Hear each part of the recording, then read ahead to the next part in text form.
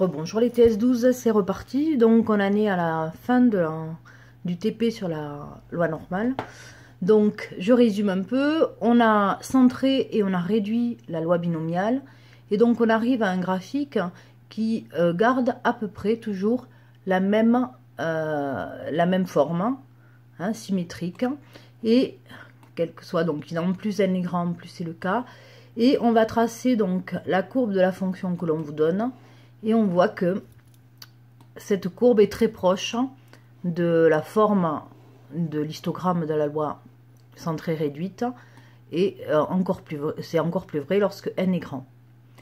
Voilà à peu près donc ce qu'on vous demandait à la fin. Donc on vous demande que peut-on observer. Donc plus n est grand, hein, plus n le nombre d'essais est grand, plus la loi de Zn peut être approchée par la loi d'une variable aléatoire continue de densité f, f étant donc la fonction que vous avez ici, qui est 1 sur racine de 2pi exponentielle moins x carré sur 2.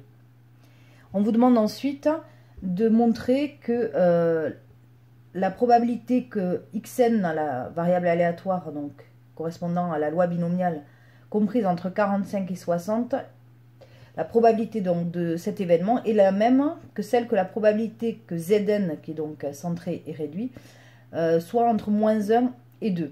Donc ça, je vous l'ai mis en détail dans le corrigé que vous avez sur Pronote. Donc ça, je pense que c'est pas très difficile, vous avez compris. Et ensuite, dernière question, on vous demande donc de calculer cette probabilité. Donc en fait, cela va revenir à chercher l'aire sous la courbe entre moins 1 et 2, puisqu'on a montré que pour Zn, c'était entre moins 1 et 2. Donc, c'est ce qu'on va faire ici. Donc, on cherche l'aire sous la courbe entre moins 1 et 2. Et on a l'estimation qui est ici. Enfin, non, vous ne la voyez pas, mais qui est d'environ 0,82. GeoGebra estime donc ça à 0,82. On peut aussi évidemment le calculer avec la calculatrice et chercher l'intégrale donc de la fonction en question entre moins 1 et 2.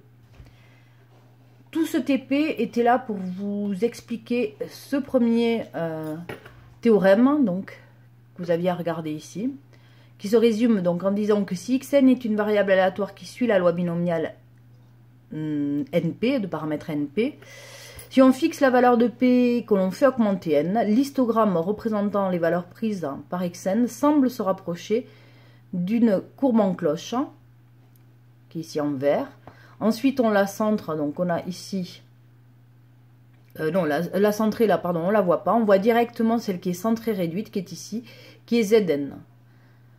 Donc, et cette courbe-là, donc, pardon, cet histogramme-là, est très proche de la courbe en cloche. Voilà, en gros, ce que dit donc le théorème de Moivre-Laplace.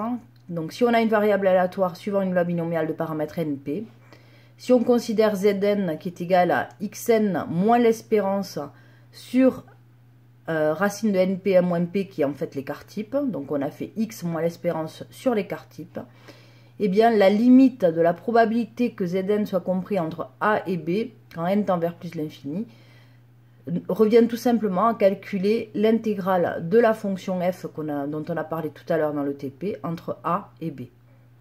Voilà en gros en quoi consistait ce TP.